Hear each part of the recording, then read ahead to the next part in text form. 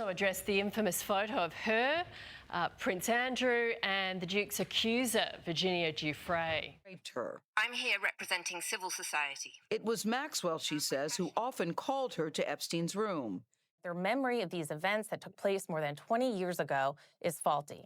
Maxwell faces 6 charges and as much. Maxwell's been sitting in that prison cell for years now, and most people figured she'd just stay quiet, fade into the background, let the world move on. But then she opened her mouth and dropped a name that nobody saw coming. Not a politician, not another billionaire from Epstein's old crowd. She said Meghan Markle. And here's the thing, there's a nickname involved that's gonna shock you. Flower. That's what she was called in very private circles before anyone knew her name. But here's where it gets wild. Entire conversations about this just disappeared. We're talking pages, blacked out so heavily, they look like someone went crazy with a marker. Hours of talks just gone, and Meghan's name keeps showing up in those missing parts. So, what's really being hidden here? Because what I found goes way deeper than anyone's talking about. If you want to know how deep this really goes, hit subscribe and drop a like right now. Trust me, you don't want to miss what's coming. All right, let's get into it. So Maxwell's private conversations start circulating, right? And listen, when this first happened, everyone was on the edge of their seats. Her empire on.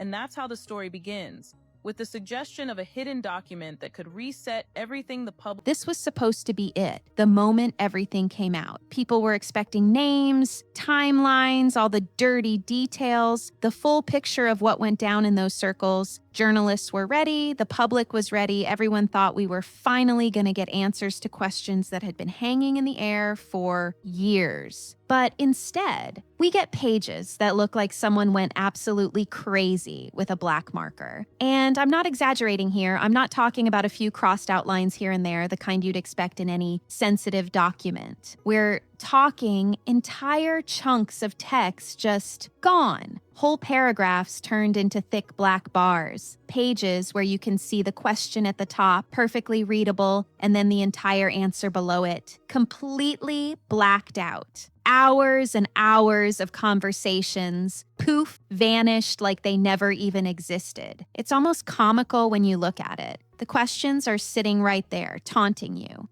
This is everything. The only solace for me is that when...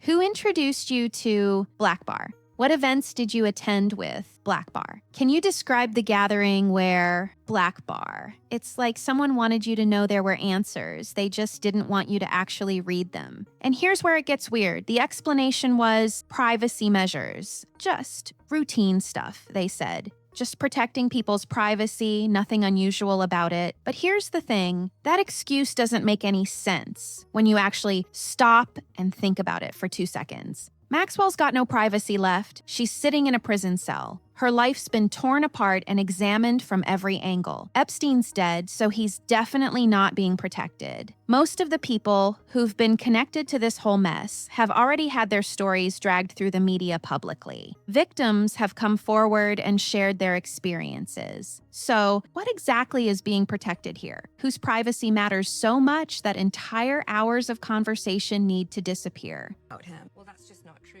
It all started back in 2015 on that fateful weekend when... What's so dangerous, so explosive, that it needs to be erased this violently? Because that's what this looks like, violence. Not physical violence, but the kind where someone's taking a sledgehammer to information, smashing it to pieces before anyone can put it together. Because let me tell you, these blackouts weren't random. They weren't some intern going through with a marker saying, hey, this looks sensitive, better black it out. No, these were precise, surgical even. Someone went through these pages knowing exactly what to remove and what to leave behind. They understood the context, understood what each section meant, and made very specific choices about what the public could see and what had to stay hidden. That takes time. That takes careful consideration. And that means someone was very, very worried about specific pieces of information. When you black out entire sections but leave the questions visible, you're not protecting privacy. You're hiding something specific. You're saying, This means that you're conditioned to be silent, to be isolated, secretive, and shameful. yes, this conversation happened, but no, you can't know what was said. And that creates more questions than it answers. It makes people like me dig deeper because now we know there's something there worth hiding. Now get this, and this is where it gets really interesting. Meghan's name keeps popping up in those missing parts. Not once, not twice, repeatedly, over and over again in sections that got hit with the heaviest blackouts. We're not talking about casual throwaway mentions either, like, oh yeah, I think I saw her at a party once. These were detailed references. Contextual, the kind that show someone wasn't just hovering near the story from a distance, reading about it in the news like everyone else. The kind of mentions that suggest she was actually present in the rooms where things were happening, at the gatherings people are still whispering about. The kind of references that make you go, wait, she was there? At that? Because context matters. Included really close people with the royal family, and there's even said that the queen unknowingly danced with Jeffrey Epstein. When someone's name shows up in connection with specific events, specific people, specific time frames, that paints a picture. And apparently, the picture those mentions painted was too clear, too detailed, too damaging to let anyone see it.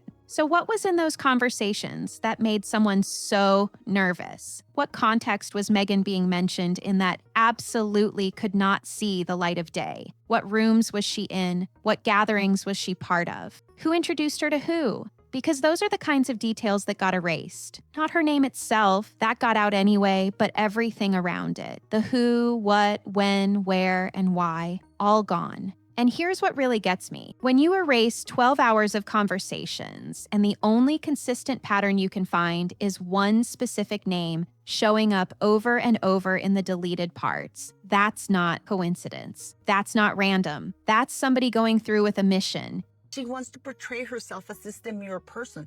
This woman who has, I want to put it kindly and nicely, making absolutely sure that certain connections never become public knowledge. Someone looked at those pages and said, this can't get out. This would change everything. Whatever those connections are, they're big enough that someone's still terrified of them coming out.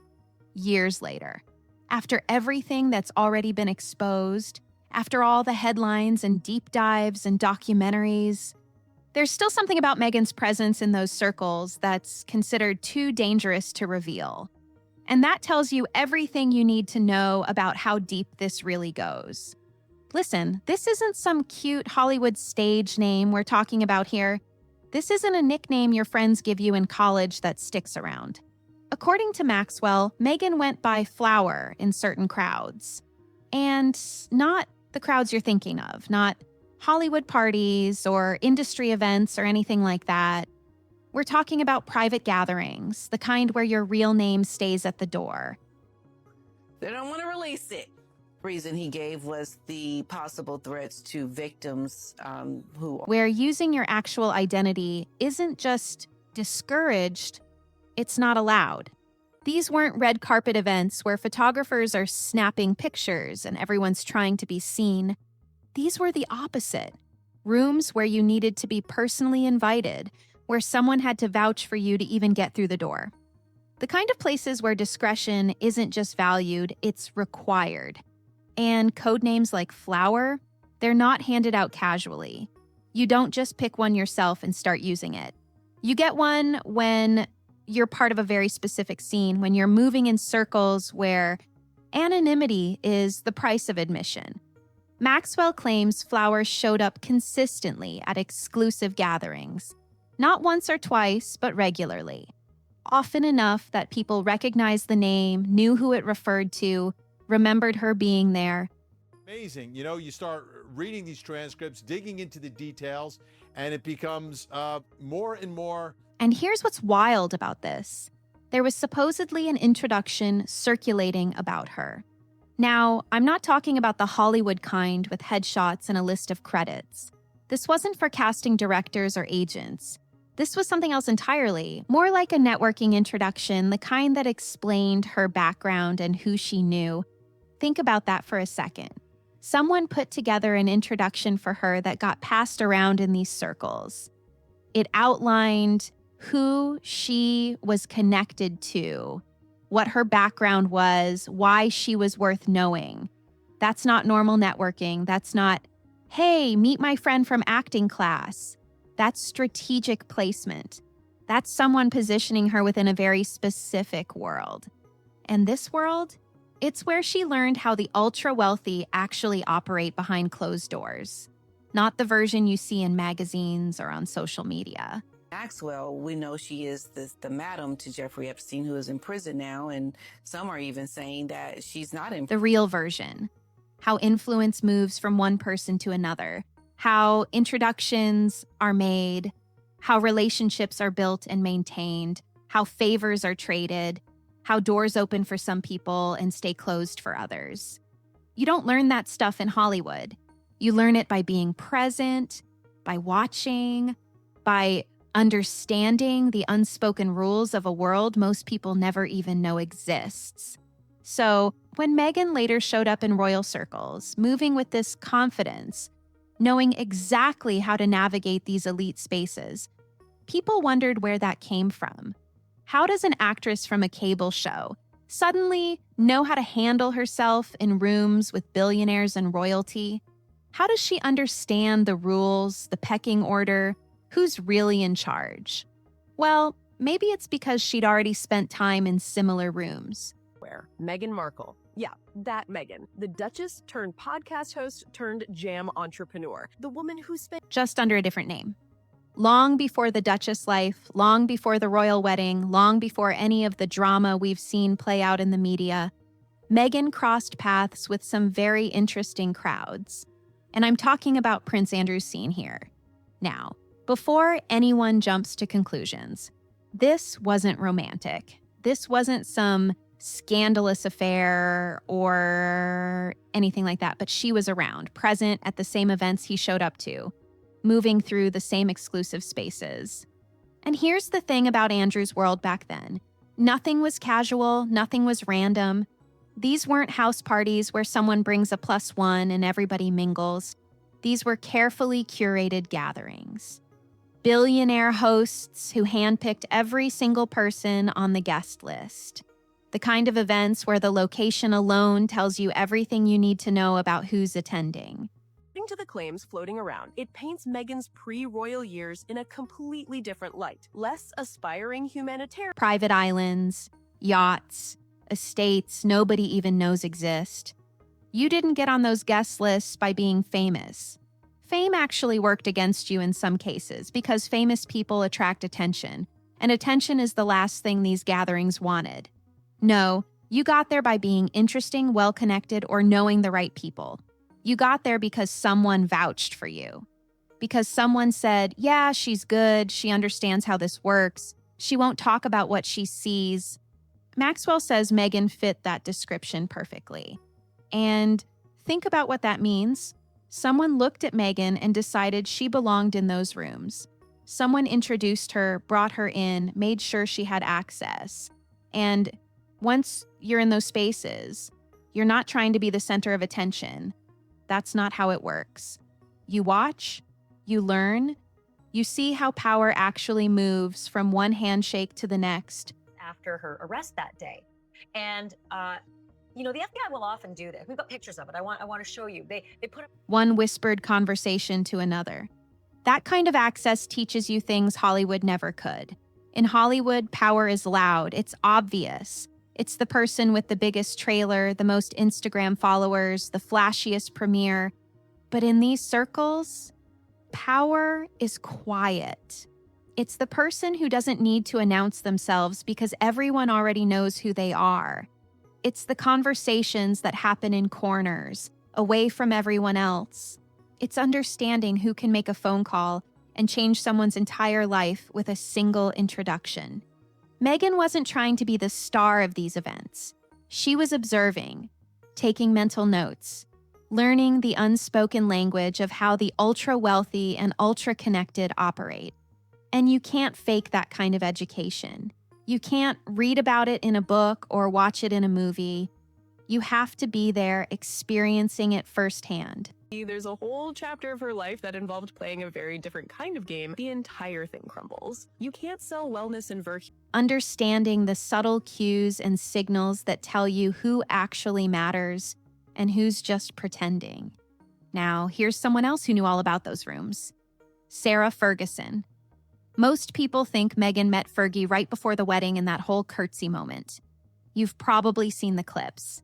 Super polite, very royal, totally staged for the cameras.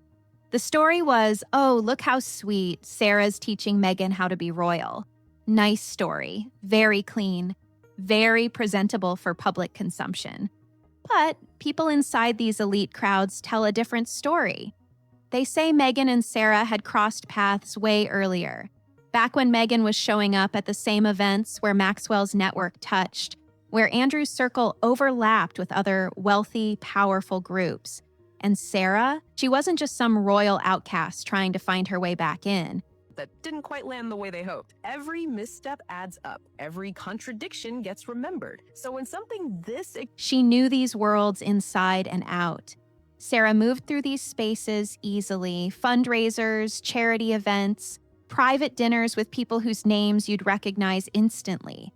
She understood the unwritten rules, the social hierarchies, who to talk to and who to avoid.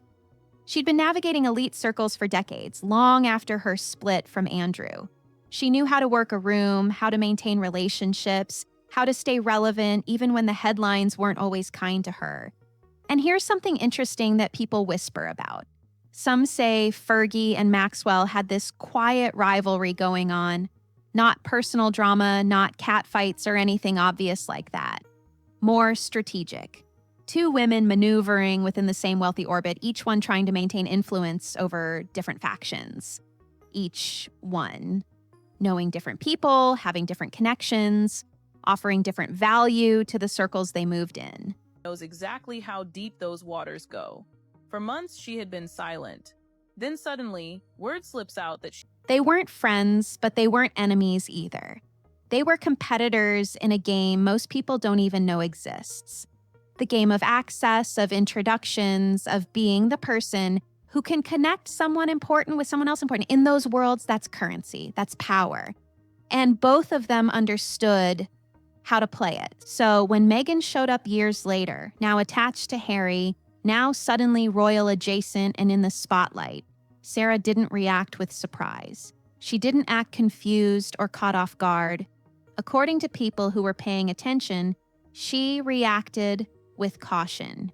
Because Fergie knew exactly what kind of scenes Meghan had been in before. She recognized the pattern because she'd seen it herself, lived it herself. She knew which names had been connected to Meghan, which circles she'd moved through, which rooms she'd been present in. And that's a very specific kind of knowledge. Yeah, Ghislaine Maxwell has proven herself pretty untrustworthy, but she's also the source of the bulk of the information we have about their intimate relationship. That's not something you can hide from someone who's been in the same spaces. Sarah looked at Meghan and saw someone who'd been exactly where she'd been, navigating the complicated, murky world where wealth, power, and connections intersect in ways the public never sees. And that changes how you react to someone. Because now you're not just meeting Harry's new girlfriend. You're looking at someone who knows the same things you know, who's seen the same things you've seen, who understands the same unspoken rules you've spent years learning. Now, if Maxwell's world was the murky underground that nobody wanted to acknowledge, Soho House was the polished surface everyone could see. The acceptable face of elite networking. Members only, secrets hidden behind designer sunglasses. Introductions that were worth more than diamonds. It's where the wealthy and connected could mix without raising eyebrows. Where deals got made over cocktails. Insider or a gossip columnist. It came from a prison cell, allegedly from none other than Ghislaine Maxwell. Where relationships were built that would pay dividends for years to come. And standing behind many of those glittering rooms, pulling strings most people never noticed, was Ron Burkle. This billionaire who seemed to know everyone who mattered. Politicians, royals, media titans, tech founders, they all passed through his orbit at some point. He wasn't just rich. He was connected in a way that made even Hollywood insiders nervous, the kind of guy who could pick up a phone and get anyone on the line within minutes. And here's what's interesting. Burkle and Maxwell. Their networks overlapped way before prison turned her name into poison. They moved in similar circles, knew similar people, attended similar events. Not together necessarily, but their worlds touched in ways that only became clear later when people started connecting the dots. They both understood how the game was played at the highest levels. Which brings us to April 2015. Roles or auditions, but something tied to adult-themed entertainment and private role play. The phrase Maxwell allegedly used is Soho House Istanbul is opening its doors for the very first time. And listen, this wasn't just another club opening. This was an event. The guest list was absolutely immaculate. A careful mixture of old money trying to stay relevant and rising stars who were on their way up. Everyone who was anyone in certain circles either got an invitation or desperately wanted one. Prince Harry shows up, and guess who else is there? Meghan. Now, on the surface, this looks like one of those random celebrity encounters, right? Two people happen to be at the same glamorous event. They meet, sparks fly, fairy tale begins. That's the version most people know. That's the story that got told in every magazine and newspaper when their relationship went public. Until now. Because apparently, she's been talking. And not just about Epstein. She's pointing a very But here's where people who were actually paying attention start whispering. This wasn't some random, we bumped into each other by fate situation. The guest list for an event like this doesn't happen by accident. Every single person there was chosen deliberately. Someone made the decision to invite them, someone approved them, someone thought about how all the pieces would fit together in that room that night. Some people say Burkle orchestrated who was there that night, that he had a hand in making sure certain people ended up in the same space at the same time. Others whisper that Meghan was placed into that orbit by people who knew exactly what rooms she'd navigated before. The same network where she'd been known as Flower. The same circles where she'd learned how power and influence actually work. Think about the timing here. This isn't years before Harry when nobody knew who she was. Maxwell, which I learned from an angry op-ed by one of her siblings, is not pronounced Ghislaine. It should be. This is right when she needed to be positioned. Exactly when someone might have looked at her and thought, okay, she's learned enough. She knows how this works. She's ready for the next level. And what's the next level from private gatherings with billionaires and power players? Royal adjacent. Actual royalty. Whatever happened that night, whatever conversations took place, whatever introductions were made, it changed everything. And I mean everything. Within a year, Meghan's entire public image sharpens like someone waved a magic wand over her life. One moment, she's just an actress on a cable show. Next thing you know, she's being called a humanitarian. Before long, she's going global, showing up at events and speaking about causes. Within months, she's moving in circles way above where she'd been just a short time before. She goes from being on a TV show most people hadn't heard of to being photographed with influencers. Where it is from inside those prison walls, or maybe from wherever she actually is, Ghislaine claimed there's a CV. Attending high-profile charity events, getting mentioned in gossip columns not just for her acting, but for her activism and social presence. Her whole brand transforms practically overnight. And nobody, and I mean nobody, climbs that fast without serious backing, without someone or multiple someones opening doors, making introductions, putting her in front of the right people. You don't go from cable actress to dating a prince without a network behind you. You don't suddenly develop a polished humanitarian image and global social presence without help, without strategy, without people who know exactly how to position someone in the public eye. And someone clearly knew who she used to be and who she was about to become. They saw the potential, saw what she could be with the right connections and the right narrative. And Meghan Markle straight into the mix.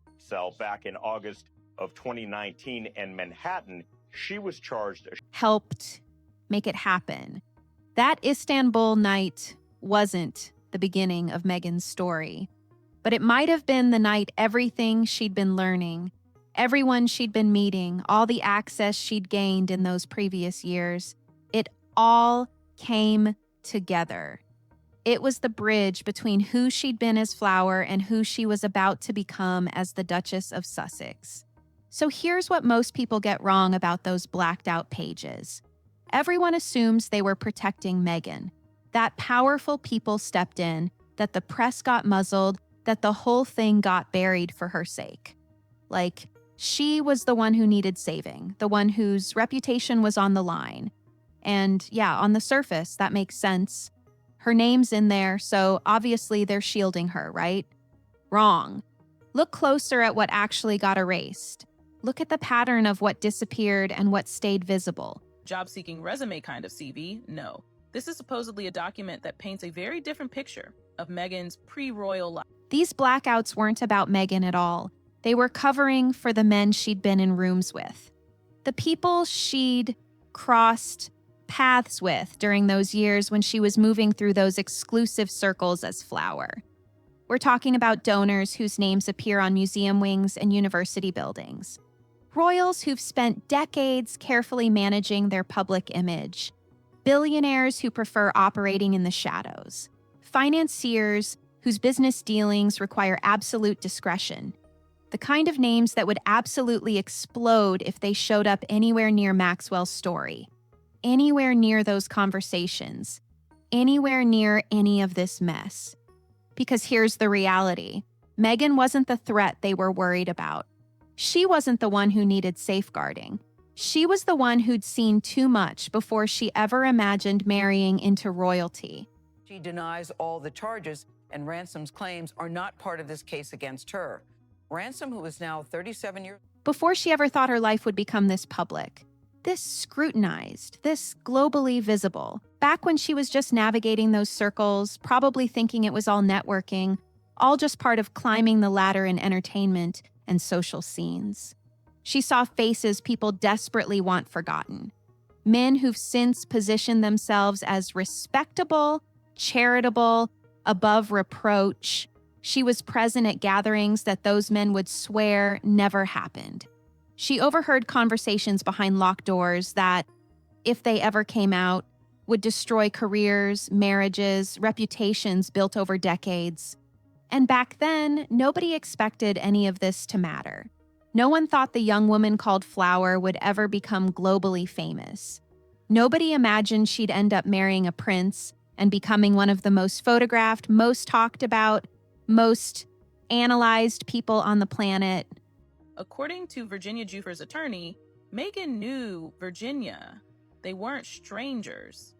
She was supposed to stay in the background, move through those circles quietly, and eventually fade into whatever life came next. But then she married a prince. Everything changed. Suddenly, she's not some actress people barely know. She's not someone who can be ignored or dismissed or forgotten. She's untouchable in a way she never was before. She's got a platform, she's got attention, she's got a voice that millions of people listen to. And that makes her unpredictable. Because now, if she ever decided to talk, people would actually listen. And here's what makes this situation so dangerous for those men. She's got something way more valuable than scandal. She's got memory. She remembers the rooms, the faces, who was there, who said what, who did what. She's carrying around a mental record of events that powerful people have spent years trying to bury. Income households. This is the woman who is looking to get her conviction overturned. Trying to deny, trying to pretend never happened. That's why entire hours just vanished into black ink. The pages got attacked so aggressively with that marker because her presence in those spaces, her memory of those times, threatens to bring back a past that everyone with real power wants to forget. Memories that could take down people who are still operating at the highest levels of society, business, and influence. The blackouts aren't about her, they're about protecting everyone who doesn't want their name anywhere near hers.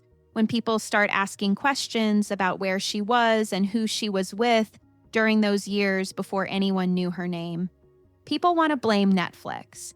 Everyone points to Oprah, the interviews, the tell-all books, the whole California drama playing out in the media.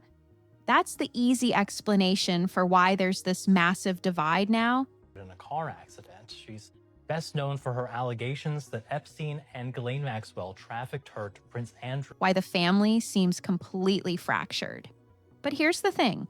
The real tension between these people goes way deeper than headlines and talk shows. It's not about personality clashes. It's not about who said what in some interview or who felt disrespected at a family dinner. Those are surface level problems, the kind of stuff families argue about and eventually get over. This is something else entirely. This cuts way deeper because it's about what happened before. And not just any history, one that keeps following everyone around no matter how hard they try to move on from it. Meghan's presence brings up recollections of scenes nobody wants to revisit, the gatherings she was at, the people she crossed paths with during those years before anyone knew her name, the rooms she was in, the conversations she might have overheard, the faces she saw. Parents, if you ever run, if you ever tell anybody, or if you ever go to the authorities. And even if she was totally innocent, even if she never did anything wrong, even if she was just there observing and networking like everyone else, those connections are uncomfortable because some names and faces are better left back then. Some associations, even if they're circumstantial, even if they're just wrong place, wrong time situations, carry weight. They bring up questions people don't want to answer. They remind folks of chapters they'd rather close permanently. And when you're a family that's spent generations managing your image, controlling the narrative, deciding what the public sees and doesn't see, having someone around who represents a time you can't control becomes a problem. Here's what people don't understand about families at this level. It's not just about getting along. It's not just about liking each other or having good relationships. It's about preservation. It's about making sure. With her in 2022. That settlement included a statement in which he expressed regret for his association with Epstein.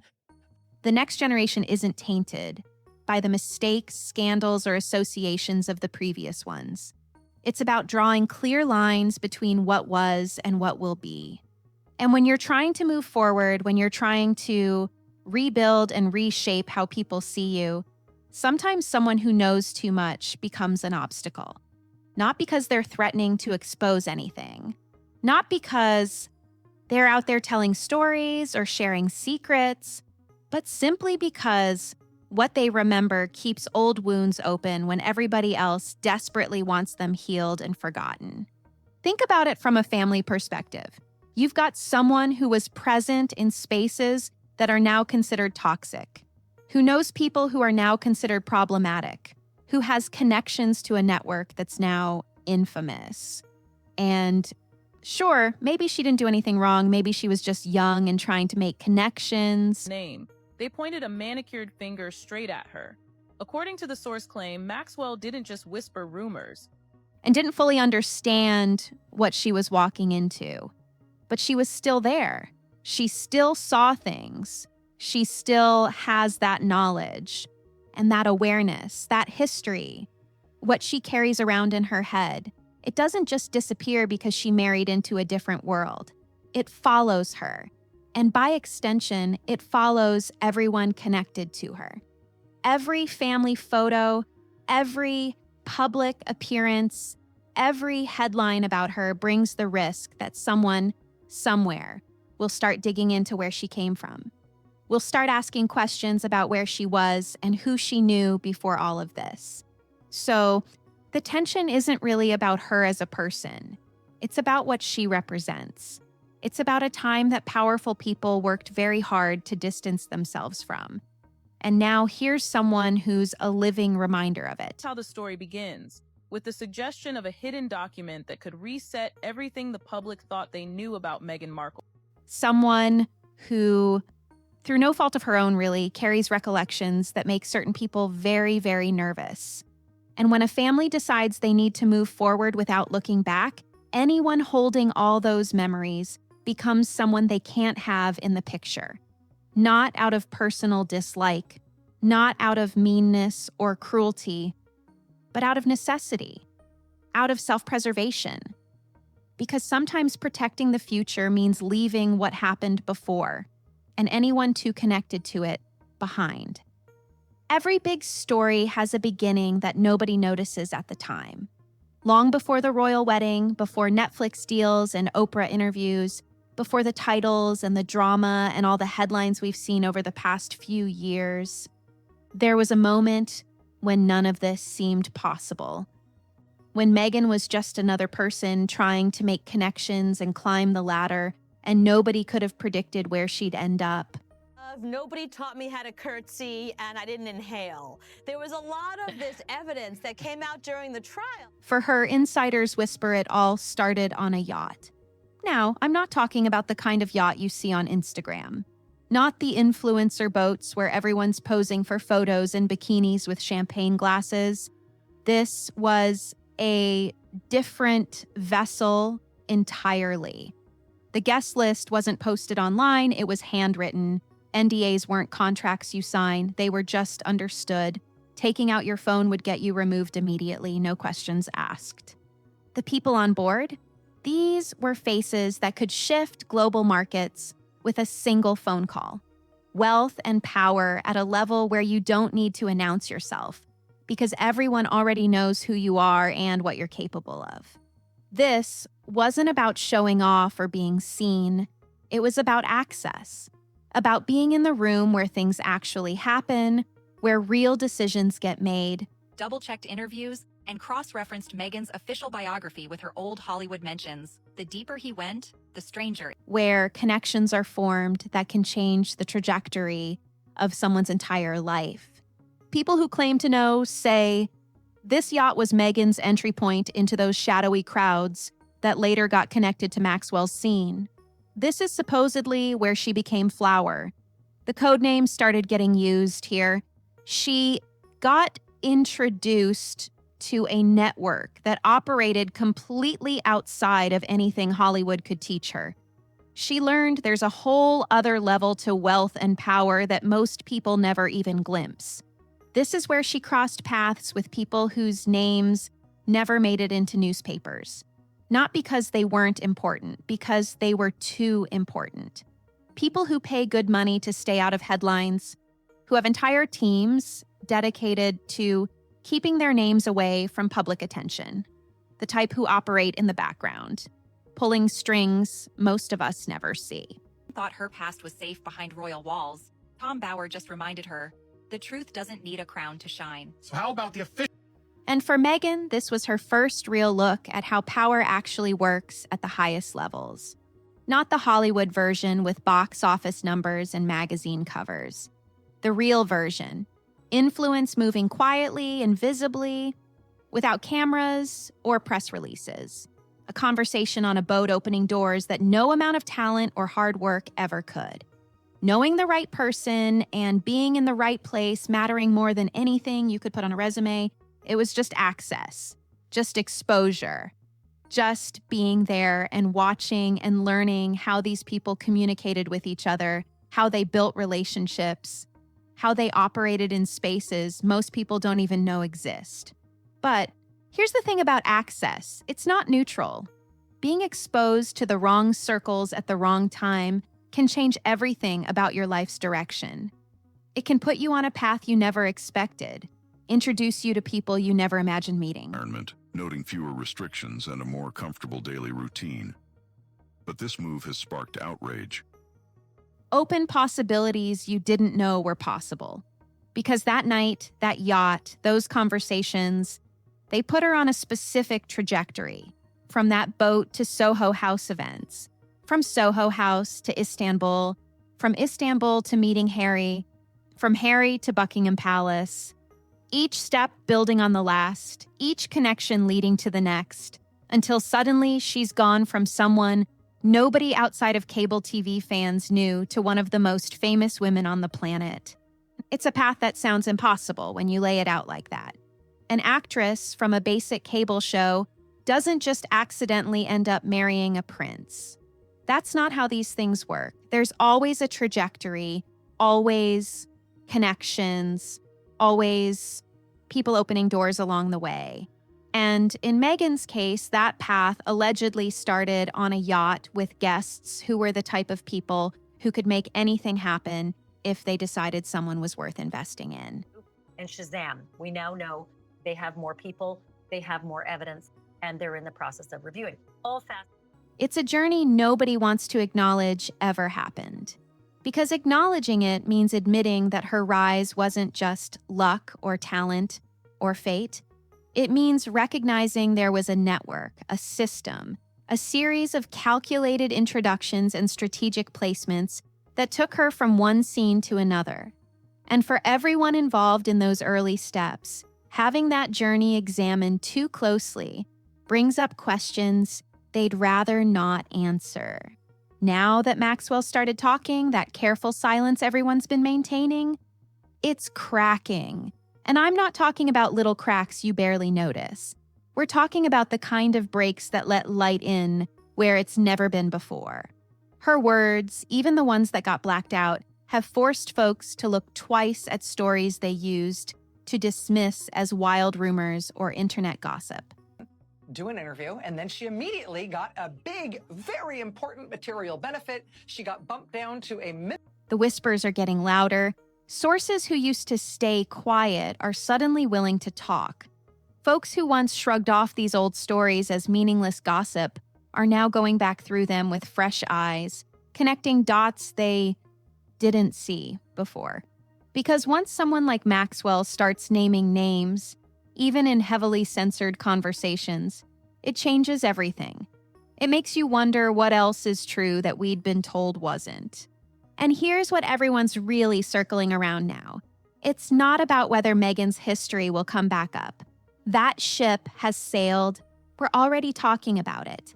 The whispers are already out there. The connections have already been made. What matters now is how much more escapes the blackout. How many more names get mentioned? How many more events get described in enough detail that the picture becomes crystal clear? What was in those 12 missing hours of conversation? Like, they knew her track record had some wobbles, but hoped she'd come through under oath. Because let's not pretend Meghan's relationship with truth. What specific events was Meghan's name connected to that made someone so nervous they had to erase entire sections? Which influential names overlapped with hers in ways that would cause absolute chaos if they became public knowledge? Who introduced her to who? What rooms was she actually in? What did she see that has the powerful, this terrified of her memory? And here's what makes this so explosive. Why are so many of them still scared of these details coming out? We're talking years after the fact, years after Epstein, years after Maxwell's scene got exposed. After all that's already been dragged into the light, there's still something about Meghan's specific connections that's considered too dangerous to reveal. That tells you this goes deeper than anyone's admitted publicly. Meghan may have been caught in the periphery, because let's not forget, according to Virginia Giuffre's attorney, Meghan knew. Because once talk reaches this volume, once this many folks are asking questions and looking for answers, silence stops being protection. Silence becomes suspicious.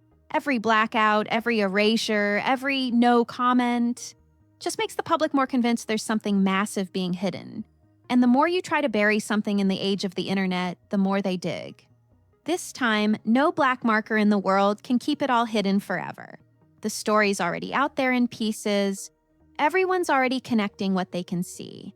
And sooner or later, someone's going to say too much, or leak too much, or remember too much. And when that happens, when those final pieces fall into place, a lot of influential figures are going to have some very uncomfortable questions to answer. The only question left is, when does it all finally come out?